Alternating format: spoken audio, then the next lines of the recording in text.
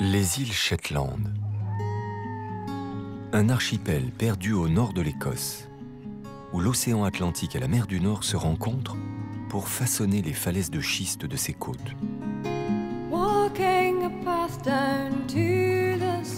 Les Shetland hébergent une vie sauvage d'une grande richesse. En été, le soleil ne se couche jamais. Des milliers d'oiseaux de mer viennent y nicher et élever leurs jeunes familles.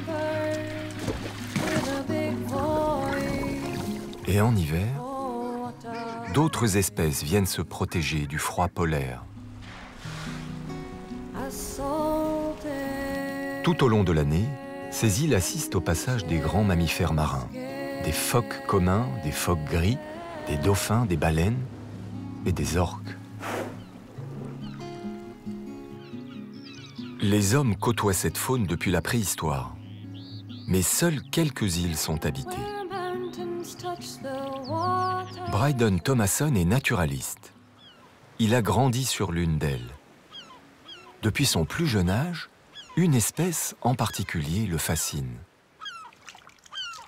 La loutre.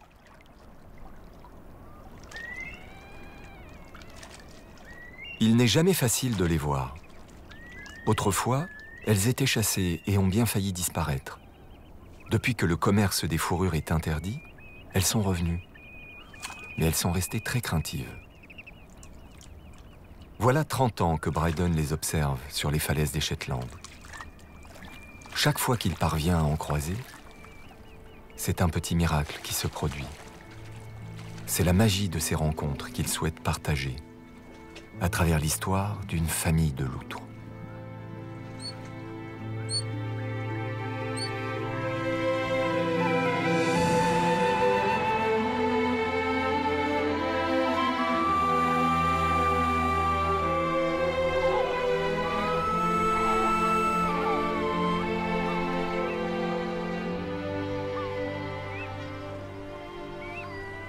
Au Shetland, les loutres naissent à la fin de l'été, à l'abri des regards, cachées par leur mère dans les terriers, en retrait du rivage.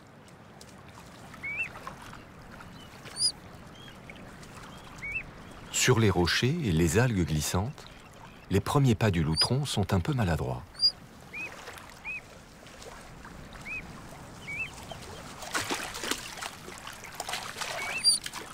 La mère les a emmenés sur la côte pour commencer leur éducation. À 2 mois, les petits découvrent peu à peu leur environnement aquatique.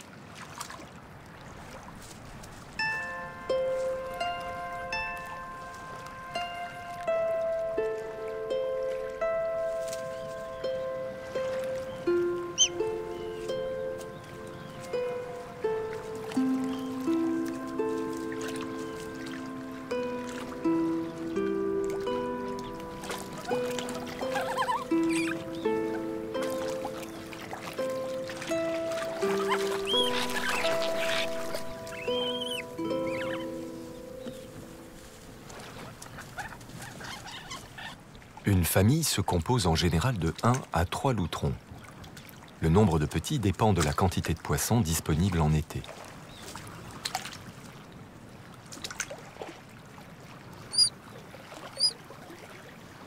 Pour eux, survivre est un défi de taille, car les conditions de vie dans les Shetland sont très rigoureuses.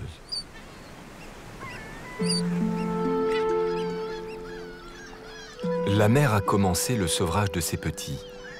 Elle leur apporte le produit de sa pêche.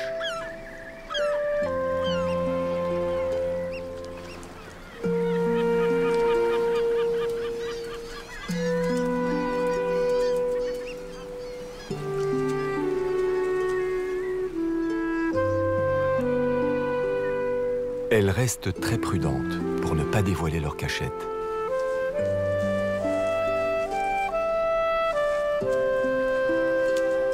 Voilà de quoi rassasier la famille.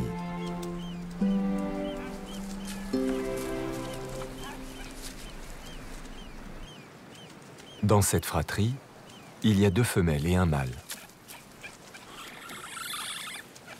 Pour l'instant, ils ont tous les 3 la même taille. Mais à terme, le mâle deviendra plus lourd et aura une tête plus large que ses sœurs.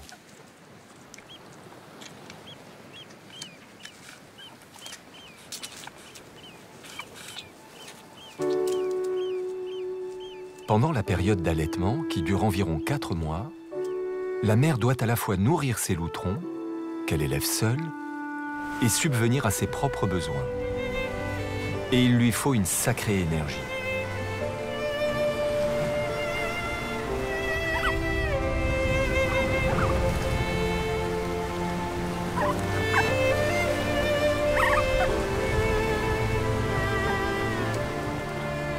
Sitôt le repas terminé, elle les laisse sur le bord du rivage et repart plonger.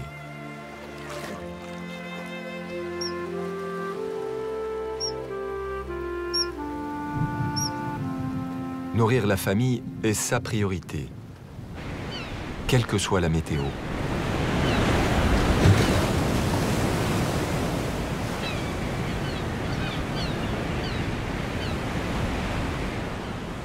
La loutre n'aime pas plonger au-delà de 10 mètres. Ça lui demande trop d'énergie. Elle préfère nager près des côtes.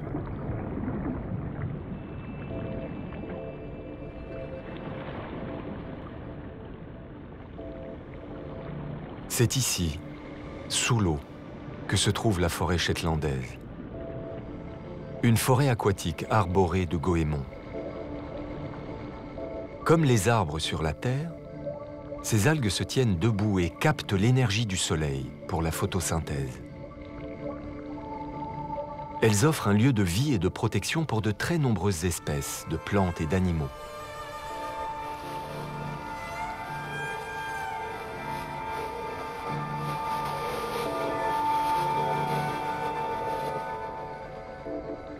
La loutre chasse à marée basse.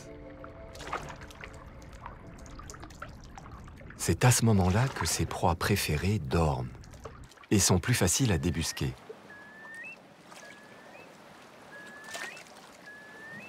Elle a trouvé une mostelle. Ce petit poisson constitue l'essentiel du régime alimentaire des loutres.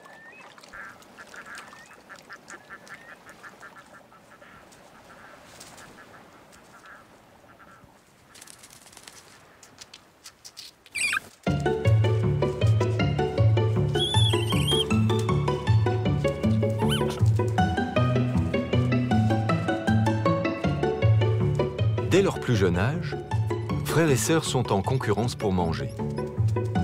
Tant qu'il y a de la nourriture en abondance, tout le monde est satisfait.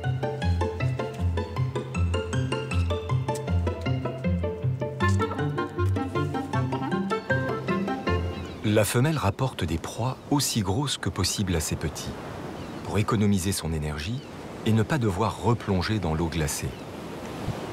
Quant à elle, son repas se limite à quelques petits poissons, avalés directement dans l'eau.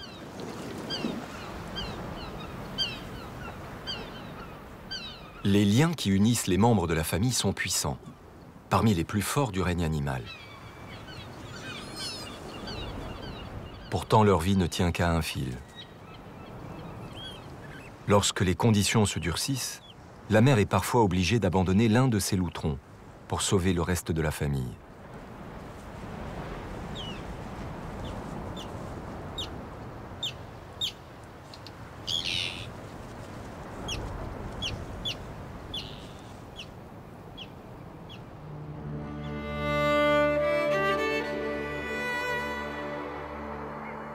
Novembre arrive avec son lot de visiteurs. Venus du froid arctique, les canards des glaces font leur apparition. Au Shetland, ils sont appelés calous, comme leur cri de ralliement. Ils se sont regroupés en nombre dans leurs aires de reproduction du cercle polaire pour migrer jusqu'au lac de la région.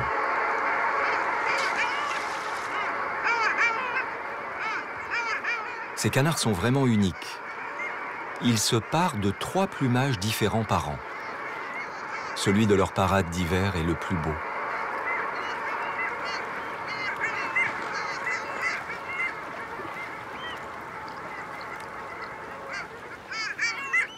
Les lacs jouent un rôle essentiel pour plusieurs espèces.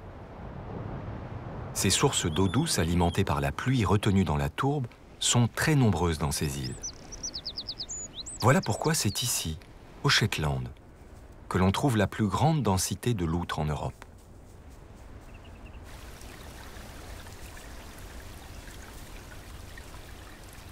Elles ont besoin de laver régulièrement leur fourrure dans de l'eau douce pour enlever le sel marin, sans quoi elles perdraient de leur imperméabilité. Les loutres n'ont quasiment pas de graisse sous leur fourrure, contrairement à d'autres mammifères marins. Elles se protègent du froid grâce à une très forte densité de poils qui crée autour d'elles une couche d'air agissant comme un isolant. Pour conserver au mieux leurs propriétés, les poils doivent toujours rester propres.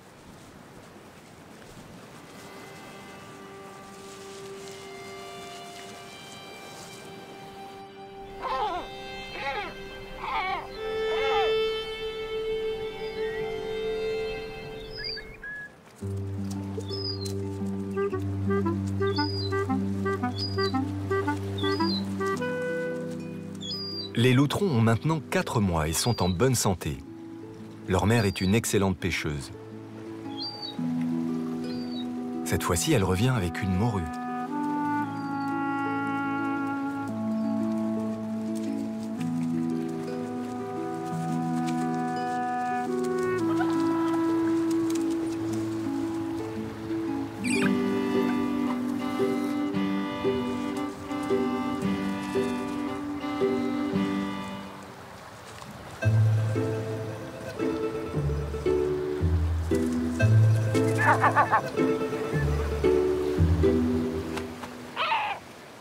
Mais à leur âge, il est temps d'apprendre à se nourrir seul. La première difficulté pour la loutre, qui est un mammifère adapté à la vie terrestre, est de trouver à manger dans l'eau. Exercice délicat. L'apprentissage peut durer près d'1 an.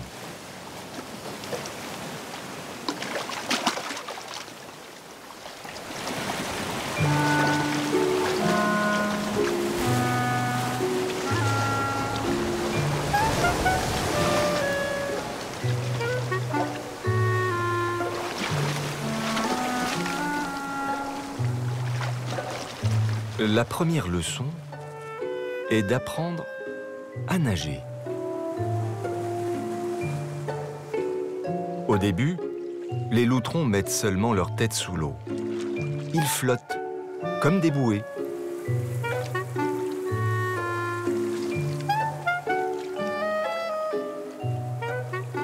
Ce n'est pas la volonté qui leur manque, mais il leur faudra beaucoup de patience. Et à leur mère aussi.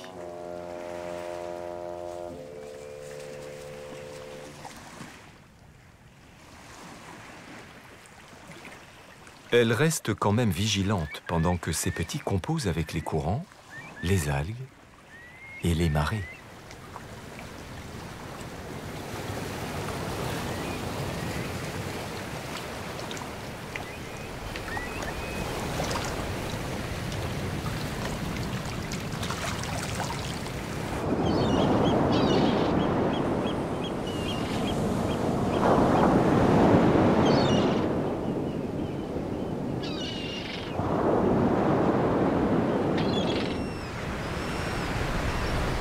Le long des côtes, les loutres se partagent le territoire en parcelles linéaires, ce qui permet à chacune d'accéder à la mer. Le territoire d'un mâle adulte s'étend sur une vingtaine de kilomètres. Il comprend 1 ou 2 secteurs appartenant à des femelles.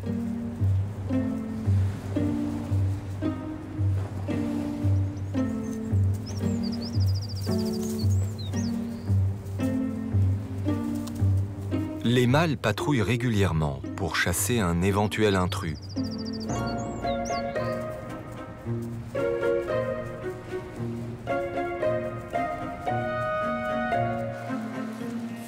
Pour identifier leur territoire, les loutres se servent de leurs excréments. Ces marqueurs olfactifs indiquent qui elles sont et ce qu'elles ont mangé. En copiant leur mère, les loutrons apprennent à communiquer avec d'autres individus.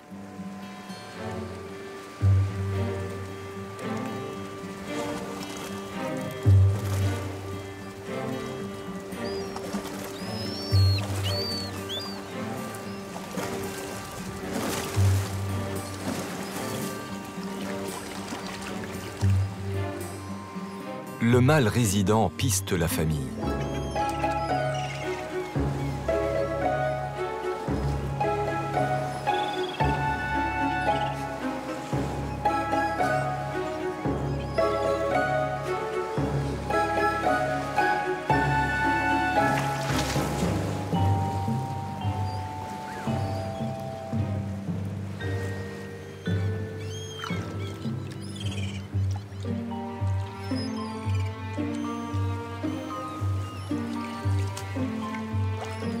En dehors de la saison d'accouplement, un mâle, même si c'est le père, est une menace potentielle pour les loutrons.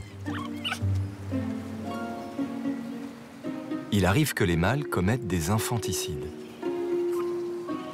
Les petits n'en ont pas conscience. Ils sont curieux de connaître cet étranger. Méfiante, la mère l'accepte près de ses loutrons, un instant.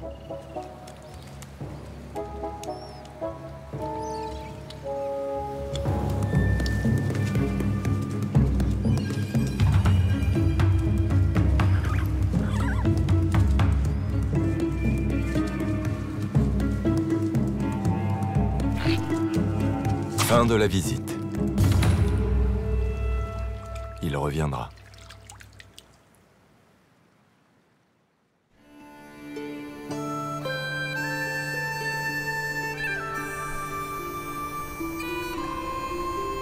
Au mois de novembre, les phoques gris viennent mettre bas sur les plages des Shetland.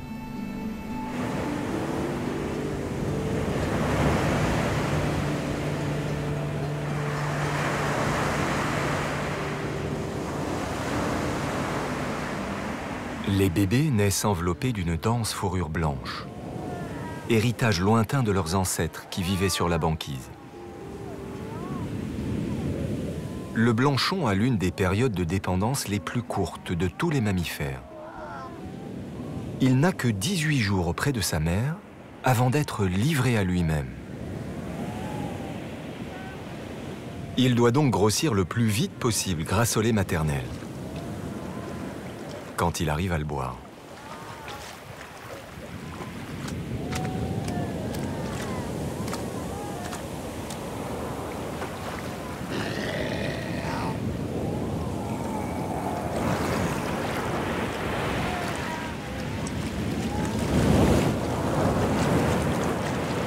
Au moment du sevrage, plus le bébé sera gros, plus ses chances de survie pendant sa première année seront élevées.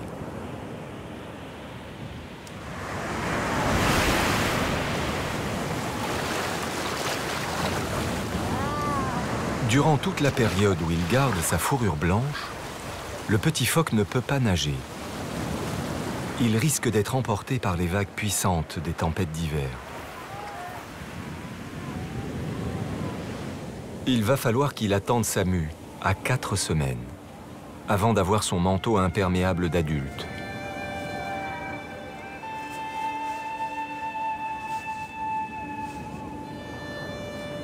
Après le sevrage, il partira dans l'océan et devra apprendre à chasser de lui-même.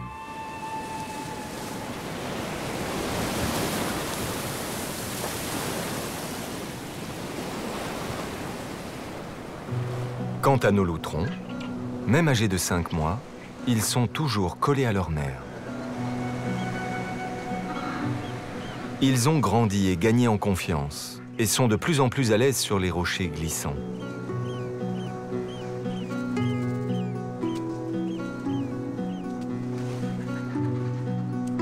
Ils suivent leur mère partout. Ils ne savent pas encore pêcher, mais observent ses techniques. Leur apprentissage se fait par imitation.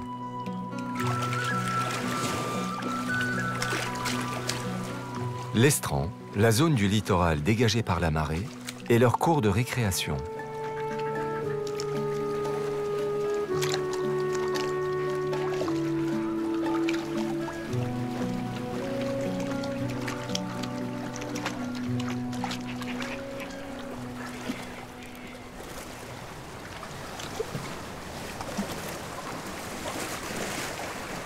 Mais les Shetland sont entourés par des mers profondes, avec des courants de marée rapides. Et les loutrons sont un peu effrayés par les vagues.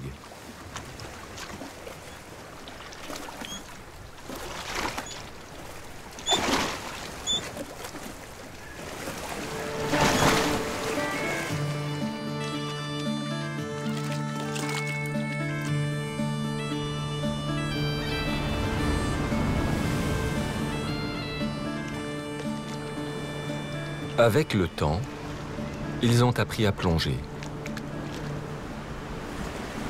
Pour nager sous l'eau, ils ont la capacité de fermer leur nez et leurs oreilles. À terme, leurs apnées pourront durer jusqu'à 2 minutes. Maintenant, toute la famille peut nager ensemble. Il était temps.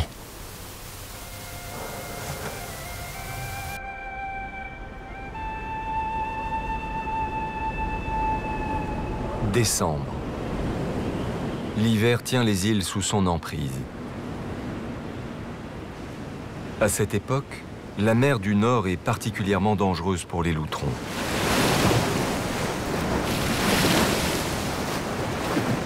Mais ils savent maintenant négocier les vagues.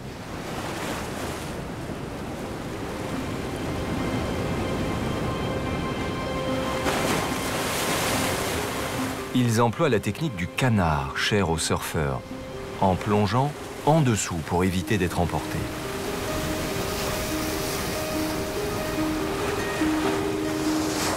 Pour autant, ils ne sont toujours pas capables de pêcher un poisson. C'est encore leur mère qui assure l'approvisionnement.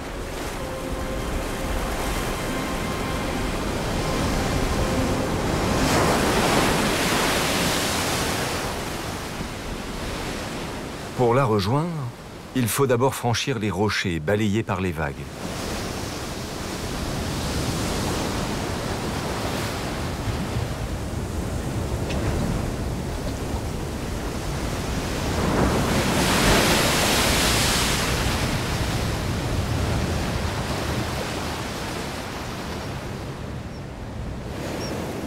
Dans la confusion, l'un des petits est resté à la traîne.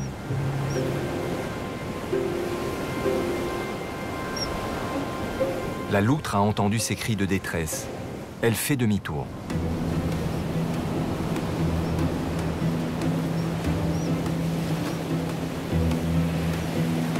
Il essaie de s'approcher de la berge, mais n'arrive pas à nager à contre-courant.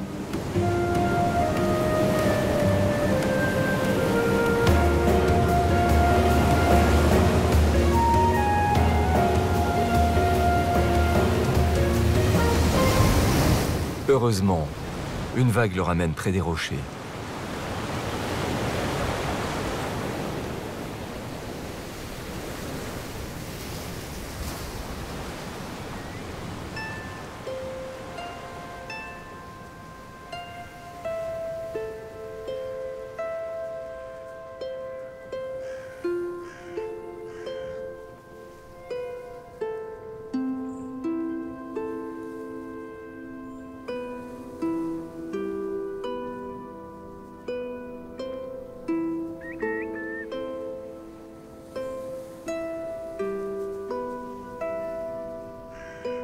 La mer rassemble ses loutrons en attendant que la tempête passe.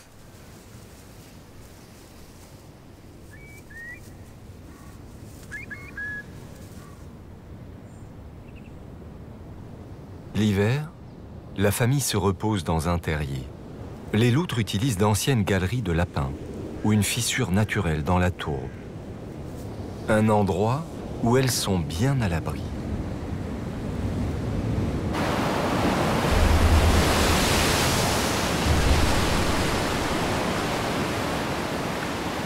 L'archipel des Shetland est situé sur le passage des dépressions de l'océan Atlantique. Plus de 50 tempêtes se déchaînent chaque année sur le littoral. Des conditions très périlleuses pour la loutre, qui pêche près des côtes.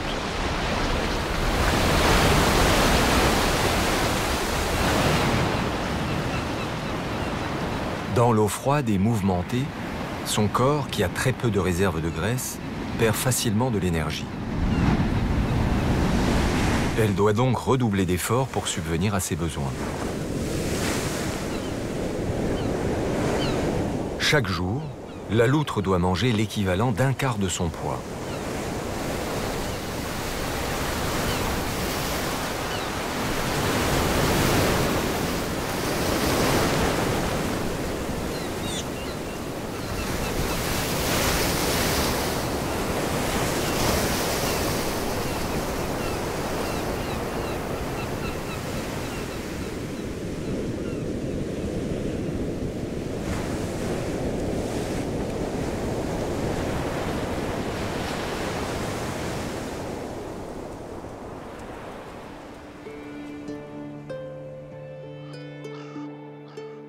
Les nuits aux Shetland sont très longues, couronnées parfois par le spectacle de lumière qu'offrent les aurores boréales.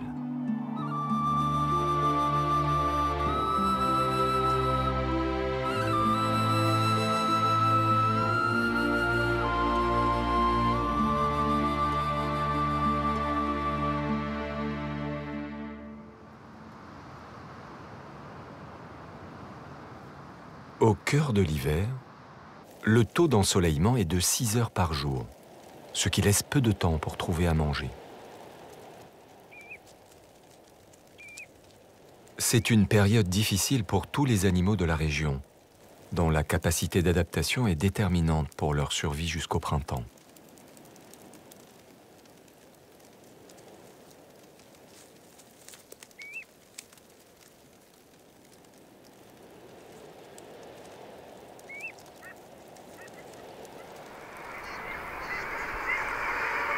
Les poissons ont migré loin des côtes. Ils sont suivis de près par leurs prédateurs, les canards de glace. Ce sont des spécialistes de la plongée en apnée. Ils s'aventurent régulièrement à 60 mètres sous la surface de l'eau, en battant des ailes.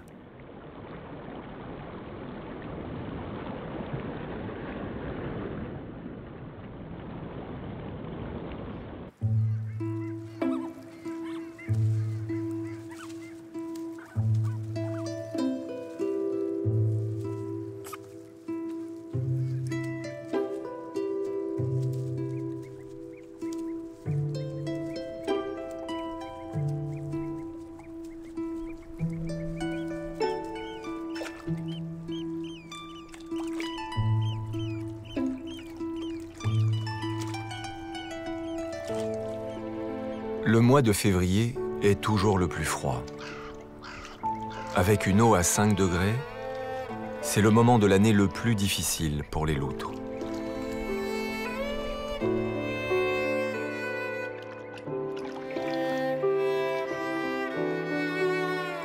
Leurs proies, qui ont pris le large, sont inaccessibles au moment où leurs besoins métaboliques sont au plus haut à cause des basses températures.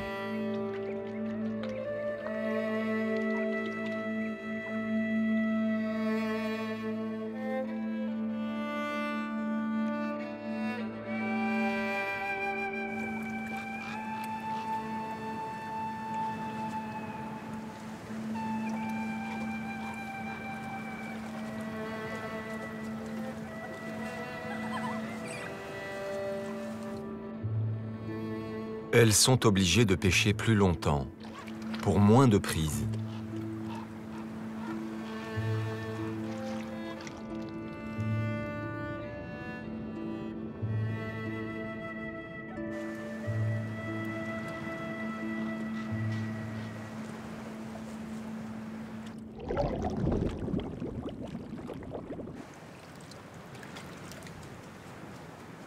Les querelles entre frères et sœurs pour se nourrir deviennent inévitables.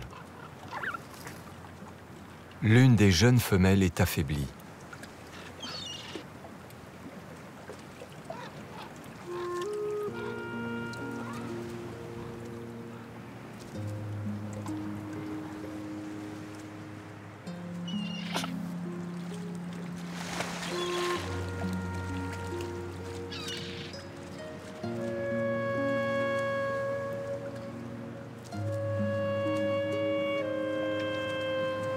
Si elle n'arrive pas à s'imposer pour manger, elle risque de ne pas passer l'hiver.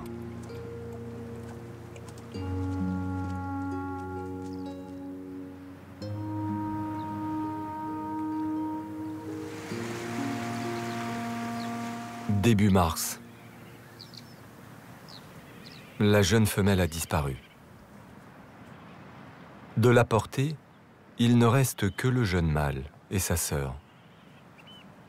Ils font maintenant la même taille que leur mère.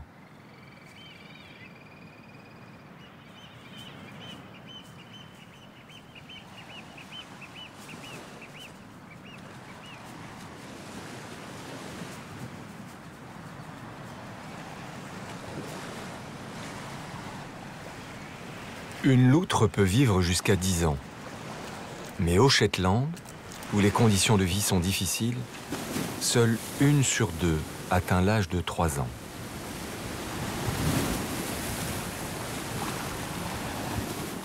Un autre mammifère carnivore qui longe les côtes, lui, vit plus de 40 ans.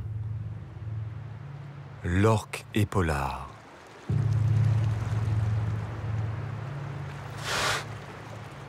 Cette famille fréquente les Shetland depuis plus de 10 ans. Elle arrive d'Islande et recherche des proies plus grosses que les loutres, des phoques.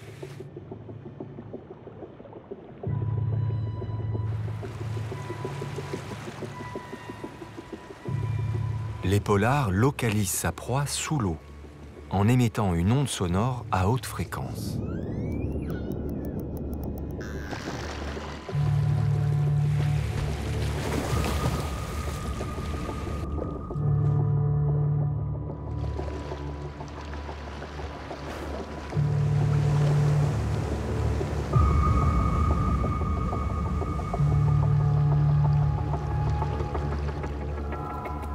Ce sont des prédateurs redoutables, organisés en groupes pour parvenir à leur fin.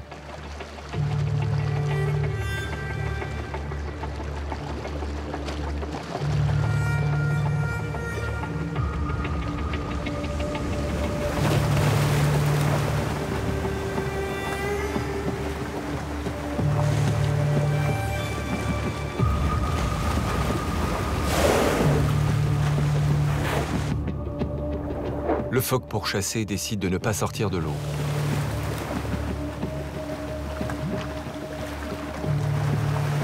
Erreur fatale.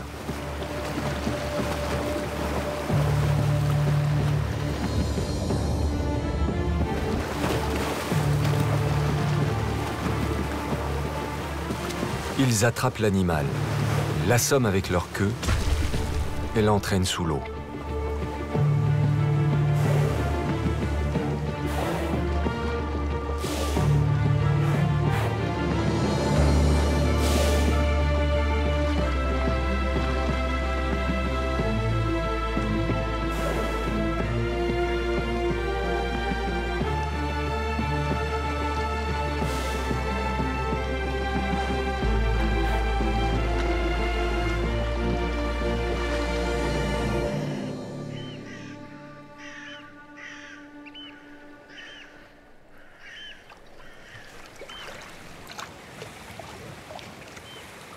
Au printemps, les poissons reviennent vers les côtes. Une bénédiction pour les loutres affamées. À 8 mois, les loutrons sont presque sevrés. Leur mère ne ramène plus les poissons à terre, mais les dépose sur les rochers de l'estran.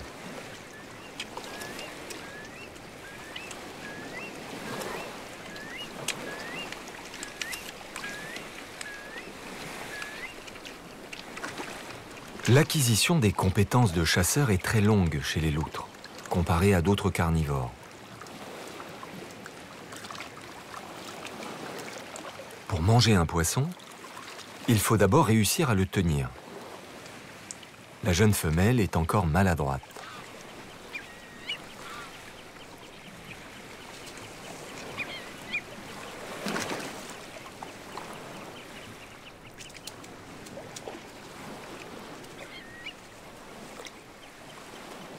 Sa mère, par contre, est une véritable experte.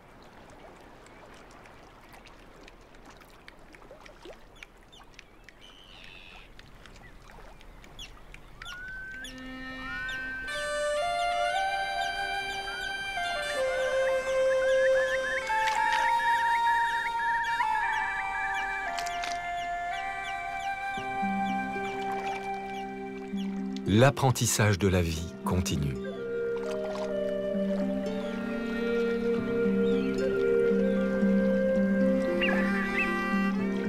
Les jeunes loutres ont intégré l'importance de l'eau douce pour maintenir leur fourrure étanche. C'est aussi une bonne occasion pour jouer.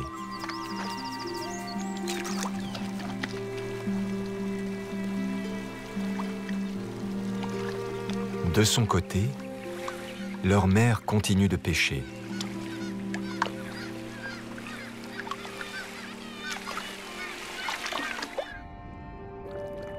L'une des proies favorites des loutres est de retour. Dans les forêts d'algues, les lompes arrivent pour pondre.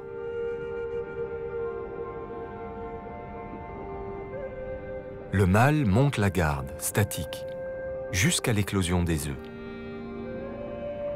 Il est une cible facile, surtout à marée basse.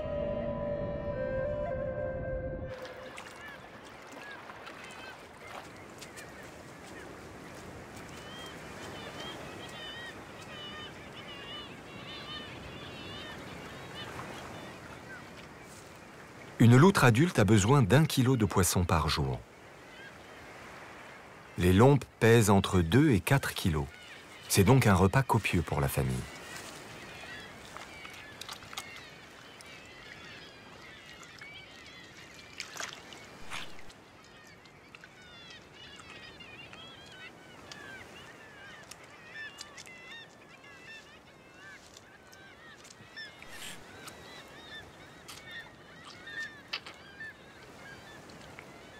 L'attitude de la mère semble avoir changé.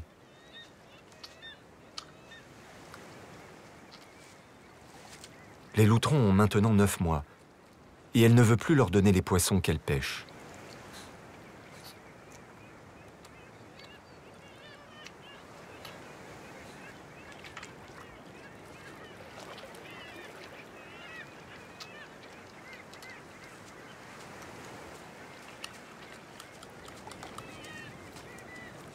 Ce changement de comportement les oblige à pêcher par eux-mêmes.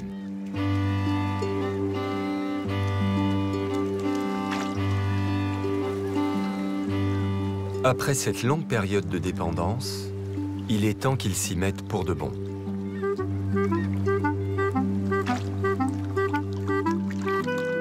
Il leur faudra attendre l'âge de 15 mois pour savoir plonger et pêcher aussi bien que leur mère.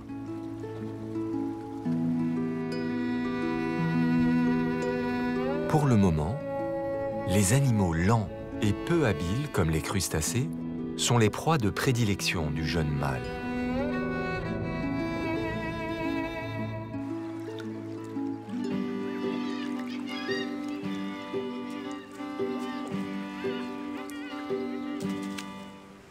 Mais un crabe est moins nourrissant qu'un poisson. Et surtout, c'est compliqué à manger.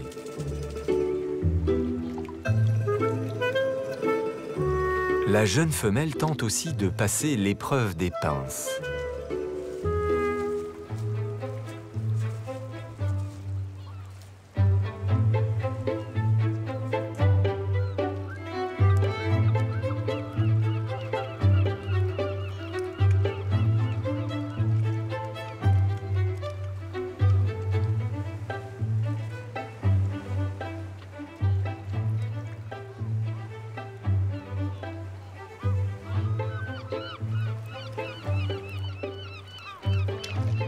Finalement, elle retourne dans les pattes de sa mère, qui accepte la compagnie de sa fille.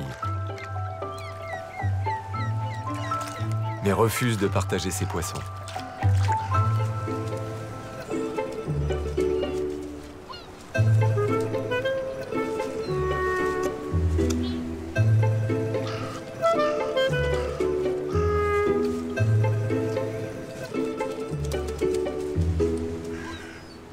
À l'approche de l'été, mère et fille restent ensemble, pendant que le jeune mâle persévère avec ses crabes, passant de plus en plus de temps seul.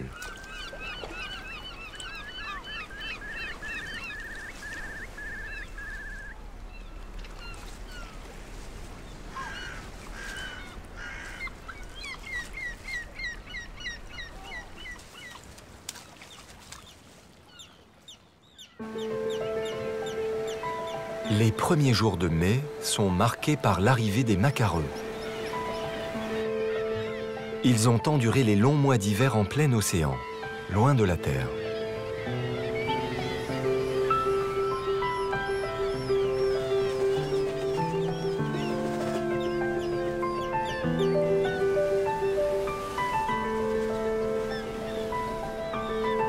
Ils retrouvent leur terrier, qu'ils ont creusé dans la falaise, à l'abri des prédateurs.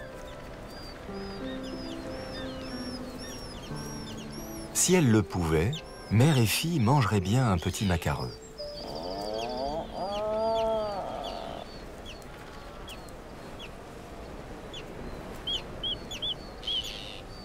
Sous ces masques de peluche attendrissantes se cachent des chasseuses opportunistes.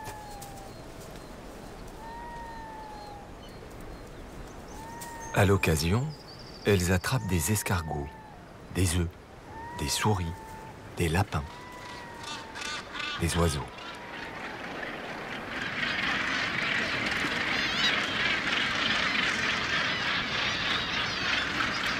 Les plongeons des fous de Bassan offrent l'un des spectacles les plus époustouflants de l'année. Au beau jour, ils arrivent d'Afrique pour élever leur famille. Ils pêchent des maquereaux et des harengs, en plongeant de plusieurs dizaines de mètres de hauteur.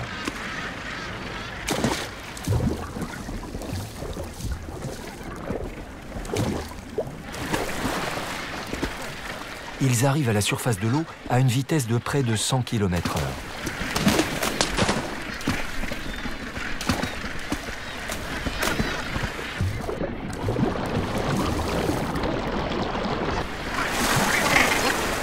Les eaux des Shetland sont incroyablement riches et attirent une grande variété d'animaux marins, comme ce rorqual de mink. En route vers le pôle Nord, il y fait une escale.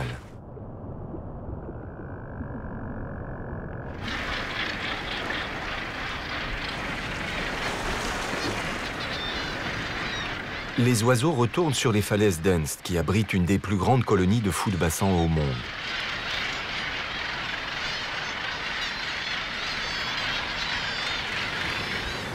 Comment ne pas se faire chipper le poisson qu'on vient de pêcher?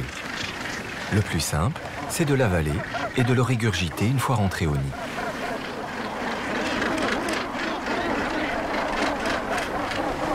Il faut 10 semaines pour que le duvet de naissance des poussins fasse place à des plumes qui vont leur permettre de voler. Avec une envergure d'aile de près de 2 mètres, les adultes sont des as du parapente.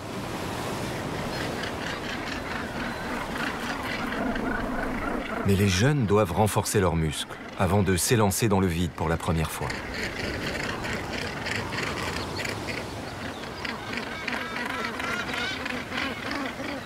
Tout comme les loutrons, poussés par leur mère, les jeunes fous apprennent à être indépendants.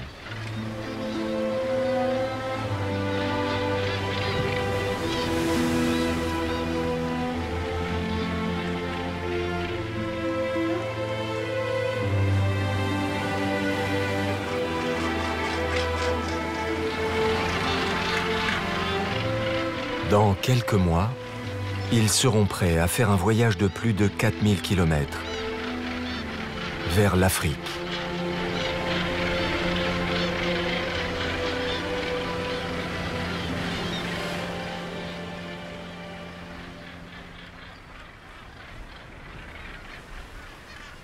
L'été est aussi la saison des grands changements pour la famille loutre. Les petits ont 1 an. Le jeune mâle est presque plus grand que sa mère. Mais le lien affectif qui était si fort entre la mère et son fils est en train de se rompre. Elle ne le tolère plus à ses côtés, car dans quelque temps, elle aura une nouvelle famille.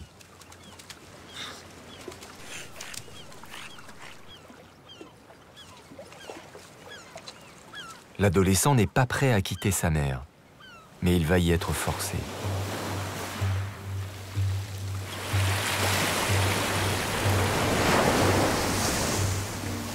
Le mâle résident est de retour. Impossible pour lui d'accepter la présence de ce jeune concurrent potentiel.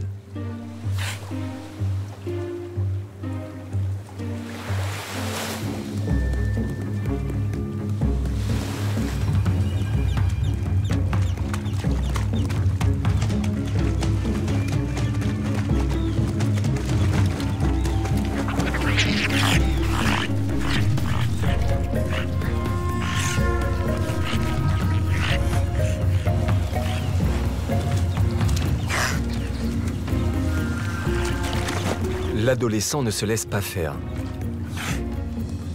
Mais il ne fait pas le poids face à son père.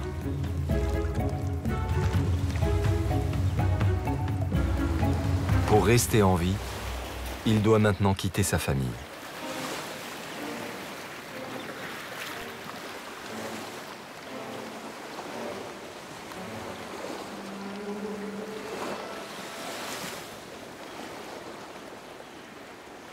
La mère loutre n'a plus rien à apprendre à ses enfants. Sa mission est terminée. Elle a perdu un loutron, mais elle a réussi à mener les deux autres vers l'indépendance.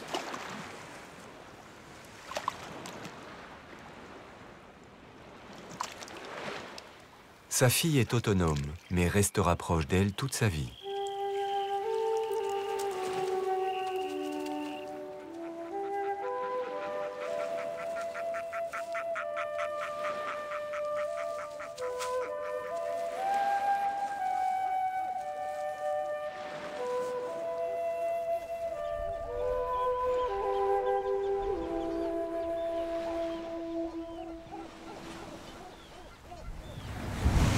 Le jeune mâle, lui, a encore du chemin à parcourir.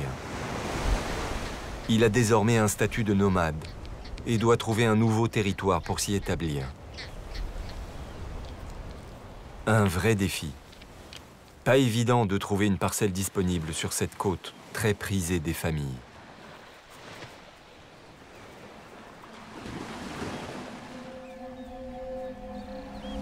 Il explore une résidence potentielle.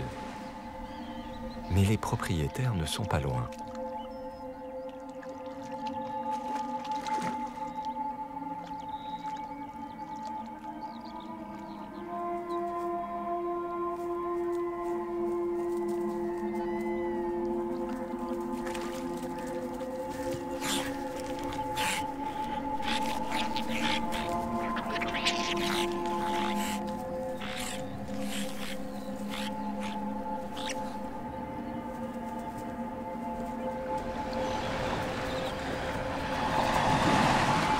C'est un moment difficile pour le loutron.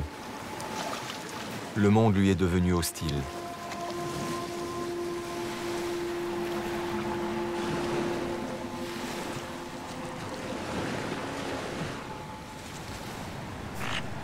Dans sa quête de territoire, il est exposé à de nombreuses menaces. Il peut être attaqué. Il peut mourir de faim s'il ne parvient pas à pêcher. Ou, contre toute attente, il risque un accident de la route.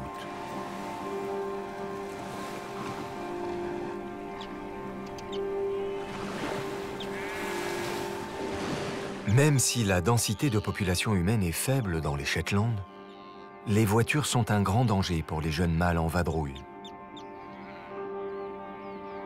Des dizaines d'entre eux périssent écrasés chaque année.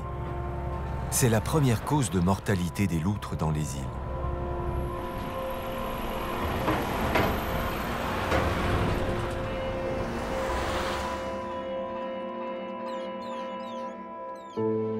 Mais heureusement, ce n'est pas le cas de notre loutron.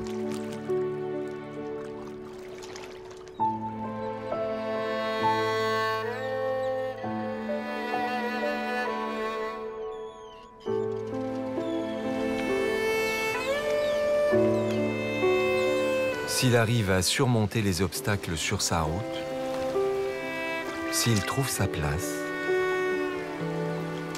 il aura un avenir. Et l'histoire recommencera. Il semble sur la bonne voie.